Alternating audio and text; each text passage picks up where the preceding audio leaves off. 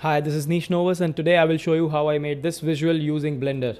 Now this looks really intricate and confusing at first, but if you see the process behind it, you will actually understand how basic and simple the whole process is.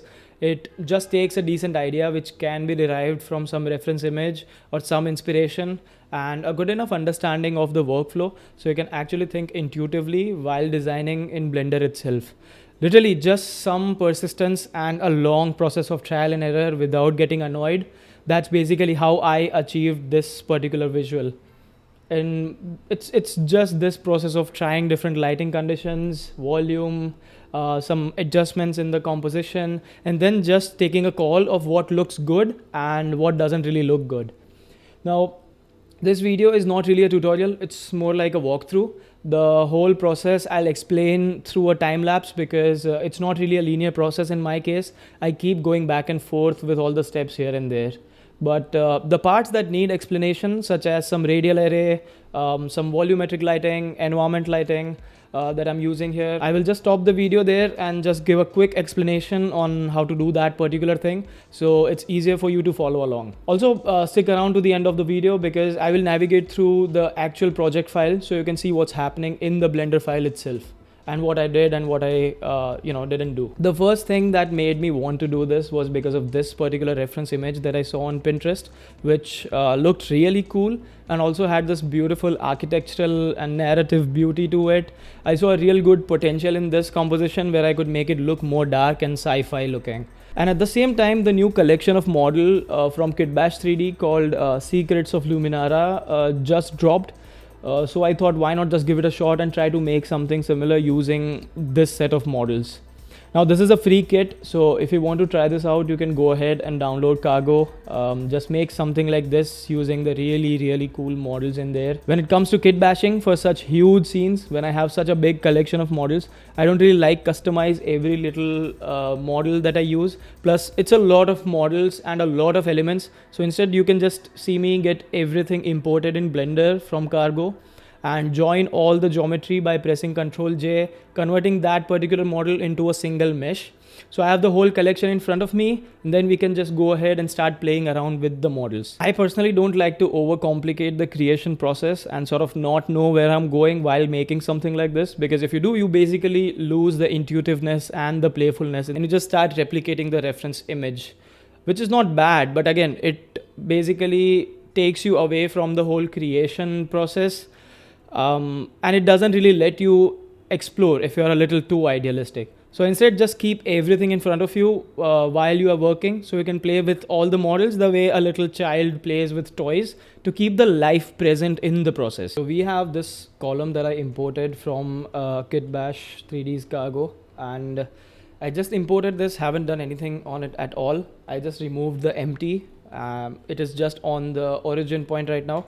I'm going to add a Bezier curve circle, right? So now the circle is this much. You can just scale the column like this. Make sure the origin of the column and the curve are the same, so you don't have any problems when you are arraying the column on the circle itself. Scale it down a little bit and press Ctrl A and apply the scale. Now I'm going to open the modifier tab, array, and add like 50 elements, 50 columns. Now we are going to add a curve modifier and select the curve here. Now it is on the curve and it is basically a radial array. There are like 50 different ways of doing this, probably not 50 but maybe 5 or 10.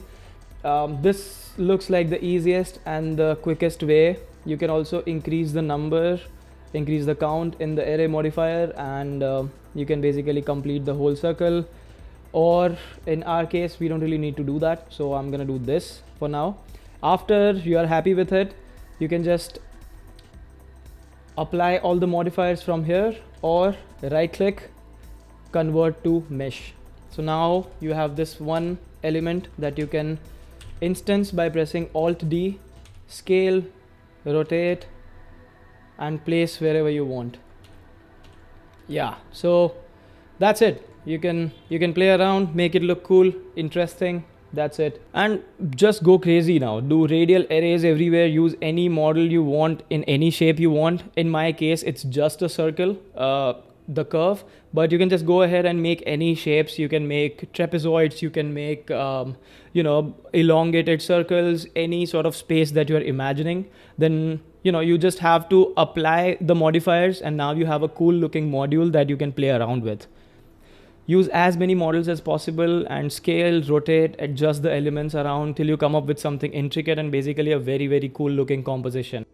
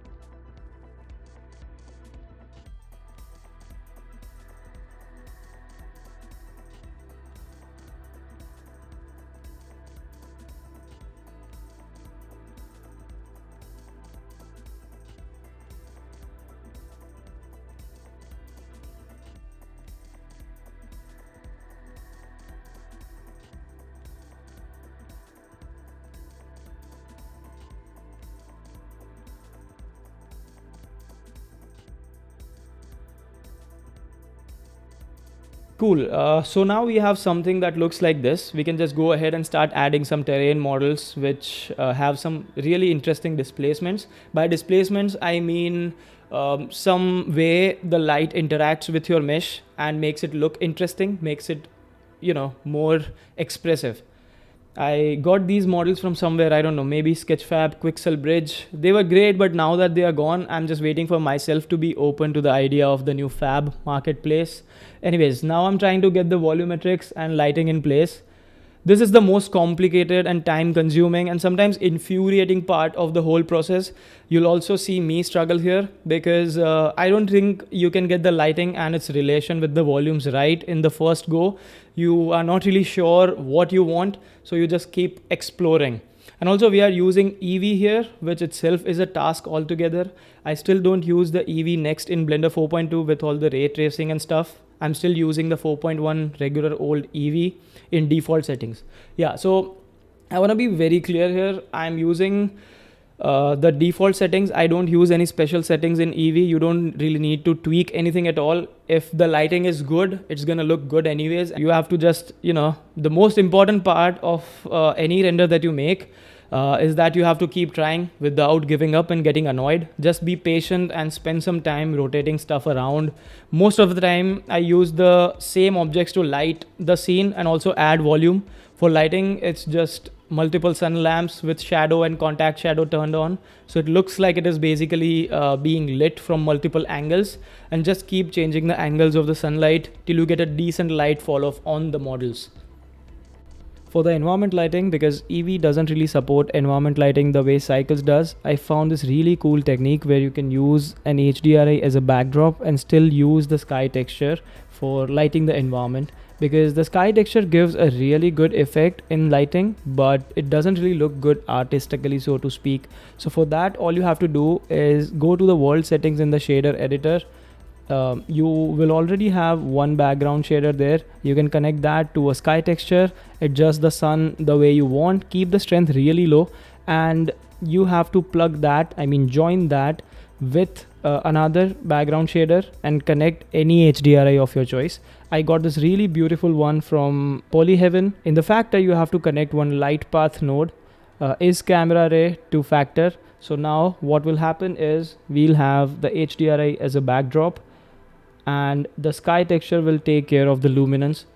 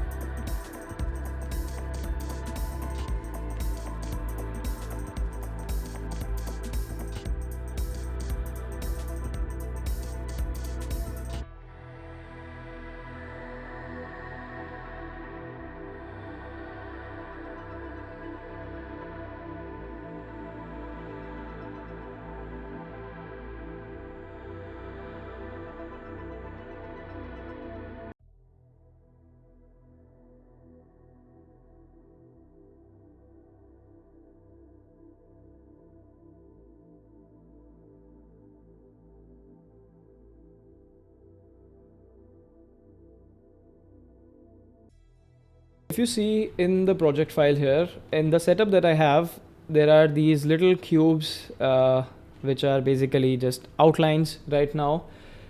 They are the most essential part of the whole scene because these are the volumetrics, and this is what the volumetric setup looks like, and this is what it looks like without the volumes, right? So it adds more depth, it adds more drama to the scene, and it also adds this god ray sort of situation in the scene that you are working with. The setup here is very simple. I've just added a principal volume. Keep the density a little low, 0.02, 0.01, 0.05, that is fine. If you go beyond that, you'll have to make the light source more prominent. Also keep the anisotropy around 0.5, 0.7, 0.8, somewhere like that. The best explanation for anisotropy is that the more the anisotropy is, the more the light or the glow would be present around the light source. It would be as close to the light source as possible. If you go below, it will be more generalized. And one of the best feature that the principal volume provides is the emission strength.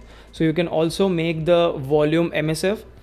If you increase this, you basically add more fog or more depth to the scene. We didn't really need that much, so we can just keep it a little low here, right? Something like that. And you can also change the emission color. So you can add colors in the volume or fog if you want. So make it orange, blue, green, whatever suits the kind of aesthetic you are trying here. Something like this. Also, the best tip here would be to not use one volume. I usually have a lot of volume cubes placed everywhere. So if you see, this one is just covering the bottom part of the scene. This big one is just covering the sky or the background. This is covering the buildings on the left, something like that. So it is more personalized, and you have more control over the volumetrics instead of having just one huge cube around the entire scene, because we want to make it more stylized and we want it to be more customizable. So it is easier if you have multiple cubes, and it is easier if you have more control over the lights that interact with the cubes itself. Okay, so this is what the setup looks like in the project file. We have this huge circular structure, which is basically the architectural structure we made with the same arraying technique that I showed a while back. I've used like 4 or 5 different models from the Luminara kit, and these are all just that. You can just keep exploring, keep trying until the structure looks intricate enough. Here we have these other buildings, other blocks. On the other side, I have these terrain models. There are also pigeons here, which are made using the particle system. There is a very good tutorial by Ian Hubert on Boids. You can try that and make something very, very similar. This is where the camera is located. Right now the focal length is around 15-16 millimeters. If you decrease it, it'll capture more of the structure around it. If you increase it, it'll give you a more zoomed in sort of flat view. So it is always important to figure out what is the right focal length for the kind of scene that you're making. Another very important detail to pay attention to here is the sunlight, the sun lamps, which are basically lighting the whole scene. I have 3 sun set up here.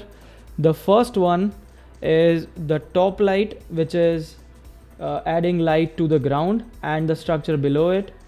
The second one is the main god ray, which is a very high intensity sun lamp. It is basically adding more light on the structures and the hand in the middle. And the third one is for the terrain on the left. It is just there to add more visibility to the scene. So these are the 3 sort of things you will need. And apart from that, I have a point light, adding more light in the middle so that the structure are not completely in the shadow. And yeah, that's about it. I tried to put all the terrain models as far away as possible so that they are not that visible all the time. And from the opening that we have in the middle here, the sky is also visible, and we are done. Hope you guys learned something new, and if you like something like this, consider subscribing. I will be sharing more of my process videos and some other focus tutorials on volumes and lightings and sci-fi materials, something like that really soon. I'll be making more YouTube videos sort of talking about my whole creation process and also the other videos that I've made. Follow me on Instagram, and hope you guys learned something new. Thanks a lot.